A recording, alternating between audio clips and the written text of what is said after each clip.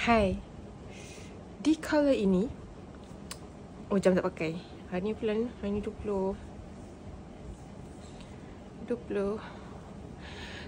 hari bulan Jun 2025. Setelah berfikir dengan terlebih masak mentah, masak balik, dan masak lagi sampai overcook, sampai terlebih masak, maka saya akan cuba untuk melakukan itu cabaran untuk diri saya, untuk sebab nak buat 14 hari jenuh agak rasanya. Dia macam degil, macam tak nak, macam rasa berat. Jadi kita ringankan dia kepada 3 hari dulu. Jadi kita membuat cabaran 3 hari untuk tidak